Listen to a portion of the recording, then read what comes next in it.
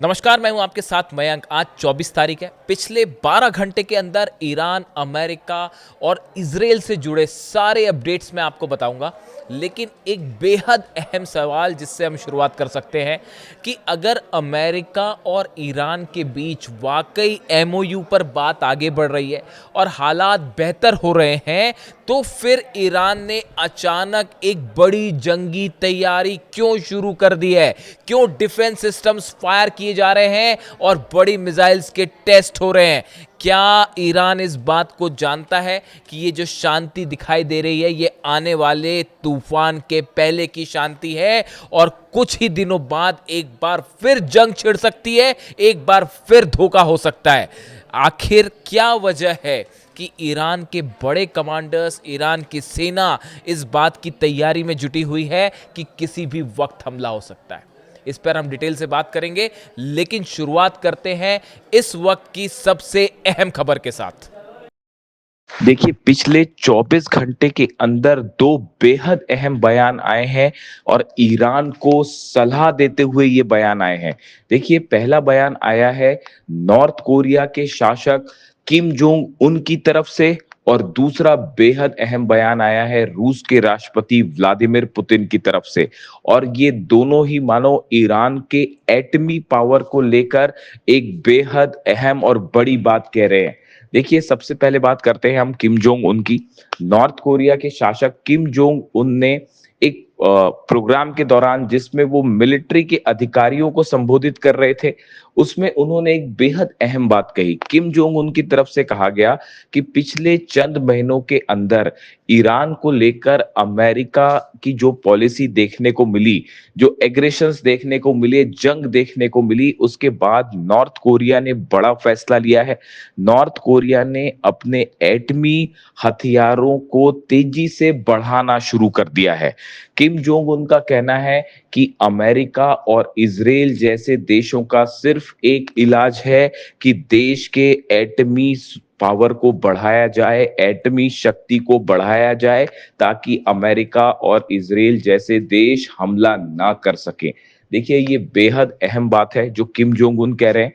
Kim Jong Un ने एक बात और कही कि आजकल जो राष्ट्रवाद की परिभाषा अमेरिका और इजराइल जैसे देशों में देखने को मिल रही है, यूरोप के कुछ देशों में देखने को मिल रही है, ये बेहद खतरनाक है। और इस विचारधारा के चलते कई देशों पर हमले की कोशिश हो रही है, हमले हो रहे हैं। यही ईरान के साथ भी हुआ। जिस तरह से ईरान को निशाना बनाया गया, ऐसे हालात में किसी भी देश की सुरक्षा का सिर्फ एक रास्ता है, वो ये है कि न्यूक्लियर डिटरेंट हासिल किया जाए, एटमी शक्ति को बढ़ाया जाए, ताकि ऐसे देश हमला ना कर सके। किम जोंग उन का ये बयान इस ओर इशारा कर रहा है कि आने वाले चंद दिनों के अंदर नॉर्थ कोरिया की तरफ से अपने हथियारों के कार्यक्रम को, खास तौर पर एटमी हथियारों को तेजी से आगे बढ़ाया जाएगा। और किम जोंग उन ने इसका खुला ऐलान भी कर दिया है। उन्होंने अपनी सेना को यह आदेश दे दिए है कि जो मिसाइल प्रोग्राम है उसको तेजी से आगे बढ़ाया जाए, लॉन्ग रेंज मिसाइल्स बनाई जाए, साथ में एटमी जो हथियार हैं इनको भी तेजी से आगे बढ़ाया जाए, इससे जुड़े रिसर्च को तेज किया जाए। देखिए, ये बेहद अहम बयान है और एक प्रकार से इसे ईरान के लिए एक बड़ी सलाह माना जा रहा है। दूसरे शब्दों में किम जोंग उन ये कह रहे हैं कि ईरान को भी अपनी सुरक्षा के लिए एटमी पावर हासिल करना चाहिए, इसके अलावा और कोई चारा नहीं है और कोई रास्ता नहीं है। जब तक एटमी हथियार नहीं होंगे, जब तक न्यूक्लियर बॉम्ब नहीं होगा, तब तक हमले जारी रहेंगे, धोखा होता रहेगा। देखिए, ये बयान नॉर्थ कोरिया की तरफ से आया, किम जोंग उन की तरफ से आया, जो सीधा सीधा ईरान के मुद्दे पर बोलते दिखाई दिए। अब इस बयान के चंद घंटों बाद ही रूस के राष्ट्रपति व्लादिमीर पुतिन की तरफ से भी एक बेहद अहम अहम बयान आया। देखिए, व्लादिमीर पुतिन भी एक सेना से जुड़े कार्यक्रम को संबोधित कर रहे थे और उस दौरान उन्होंने कुछ ऐसी बातें कही जो इस ओर इशारा कर रही है कि आने वाले वक्त में जल्द ही एक बड़ी जंग छिड़ सकती है। देखिए, उन्होंने कहा, वो नेटो देशों की तरफ इशारा करते हुए कह रहे थे, रूस की तरफ से ये कहा गया, पुतिन की तरफ से ये कहा गया कि ऐसा लग रहा है कि नेटो के देश, उन्होंने ट्रंप का अमेरिका का नाम नहीं लिया, लेकिन उनके कहने का मतलब अमेरिका से भी था। ये सीधा हमला ट्रंप पे माना जा रहा है। पुतिन ने कहा कि नेटो देश अब रूस के खिलाफ सीधे जंग की तैयारी कर रहे हैं। जिस तरह से पिछले चंद दिनों में हमले शुरू हुए रूस के ऊपर, रूस की 80 से 85 ऑयल रिफाइनरीज को निशाना बनाया गया। अब पुतिन का कहना है कि जिन हथियारों से हमले हो रहे हैं, रूस को जिस तरह से निशाना बनाया जा रहा है, ये नेटो देशों की, अमेरिका की साजिश है और नई जंग भड़काना चाहते हैं नेटो के देश। इसके साथ ही देखिए, पुतिन ने भी एक बेहद अहम बात कह डाली है। पुतिन ने ये कहा है कि रूस की सेना अपने एटमी हथियारों के रिसर्च को बढ़ाएगी, अपने एटमी हथियारों के जखीरे को मजबूत बनाएगी। देखिए, ये बात वही है जो किम जोंग उन कह रहे हैं, और किम जोंग उन के बयान के चंद घंटों के अंदर ही पुतिन का भी ये बयान आया, और पुतिन का भी कहना यही है। दूसरे शब्दों में पुतिन ये कहते दिखाई दे रहे हैं कि नेटो देशों के एग्रेशन के खिलाफ, अमेरिका के हमलों के खिलाफ अगर कोई सबसे अच्छी नीति है सुरक्षा की, तो वो नीति है एटमी हथियार बनाना, लॉन्ग रेंज मिसाइल्स होना। उनका ये कहना है, अगर किसी भी देश के पास मिसाइल्स हैं या फिर एटमी हथियार है, तो वो उस देश के लिए एक बड़े डेटरेंट का काम कर सकते हैं और दूसरे देश हमला नहीं कर पाएंगे। देखिए, जिस तरह से ईरान पर हमले हुए, ये कहा गया कि ईरान अपना न्यूक्लियर प्रोग्राम आगे बढ़ा रहा है, ईरान एटमी हथियार बना रहा है, जबकि ऐसा कुछ नहीं था। पूरी तरह से झूठी और बेसलेस बात थी, जिसके आधार पर ईरान पर लगातार हमले किए अमेरिका ने। लेकिन नतीजा सामने है, अमेरिका और इजराइल को इस जंग में मुंह की खानी पड़ी। अब हालात ये है कि अमेरिका के साथ एमओयू साइन हो चुका है और तमाम तरह की डील्स की बातें हो रही हैं, लेकिन ये डील साइन होने के पहले ही पटरी से उतरती दिखाई दे रही है और अहम मुद्दों पर कोई सहमति नहीं बन पा रही है।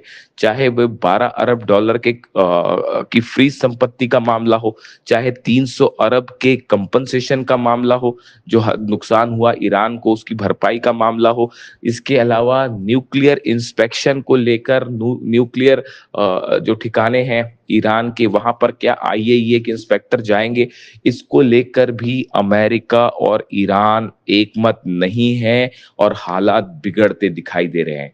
ऐसे में हॉर्मूज का मैनेजमेंट कैसे होगा, इसको लेकर भी हालात साफ नहीं है। ईरान ने ओमान के साथ एक बड़ी बैठक की है कि आगे कैसे मैनेज किया जाए, स्टेट ऑफ हॉर्मूज में एडमिनिस्ट्रेशन कैसे हो जहाजों का, इसको लेकर एक बड़ी बैठक हुई है ओमान और ईरान की, जिस पर अमेरिका को आपत्तियां हैं। अमेरिका का कहना है किसी तरह का कोई भी सर्विस चार्ज हॉर्मूज में नहीं लेने दिया जाएगा। इस मुद्दे को लेकर भी अमेरिका और ईरान आमने सामने हैं। वहीं डोनाल्ड ट्रंप की तरफ से भी ये बयान आ गया है कि आईएईए के इंस्पेक्टर्स जो हैं वो ईरान जाएंगे और न्यूक्लियर साइट्स पर जो है वो पता लगाएंगे कि वहां क्या हालात है, जिसको लेकर भी ये साफ नहीं है कि ईरान इसको इजाजत देगा या नहीं। ईरान की तरफ से साफ कह दिया गया है कि फिलहाल इस तरह की कोई परमिशन नहीं दी गई है। ऐसे में ये माना जा रहा है कि अमेरिका और ईरान के बीच चंद दिनों बाद एक बार फिर बड़ी जंग देखने को मिल सकती है। जिस तरह से लेबनान और गाजा में हमले जारी हैं नेतन्याहू के, वो इस ओर इशारा कर रहे हैं कि सीज फायर पूरी तरह से फेल है, खासतौर पर लेबनान में और गाजा में। इन हालात में जहां पूरा मिडिल ईस्ट एक बार फिर जंग की ओर बढ़ता दिखाई दे रहा है धीरे धीरे, ऐसे में रूस की तरफ से और नॉर्थ कोरिया की तरफ से ईरान को बड़ी वार्निंग्स आई हैं, बड़े संकेत दिए गए हैं, और दोनों ही बयान पुतिन और किम जोंग उन के, जो कि ईरान की जंग की ओर इशारा करते हुए ये कहा गया कि अगर सुरक्षा का कोई रास्ता है तो वो सिर्फ एटम बम है।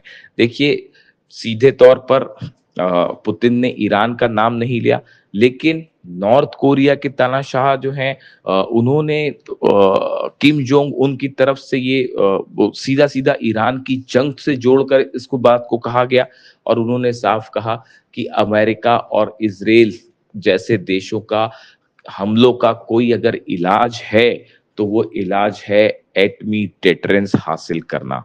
अब इस बयानों को ईरान किस तरह से लेता है, ये बात अभी किसी तरह का कोई रिएक्शन ईरान की तरफ से फिलहाल नहीं आया है, लेकिन इसे एक बड़ी सलाह मानी जा रही है ईरान के न्यूक्लियर प्रोग्राम को लेकर।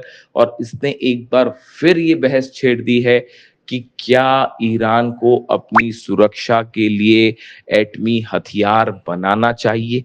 क्या जब तक ईरान के पास एटमी शक्ति नहीं होगी तब तक बार बार अमेरिका और इजराइल धोखा करते रहेंगे, डील के नाम पर दगाबाजी होती रहेगी और मौका देखते ही फिर से ईरान पर हमला होगा।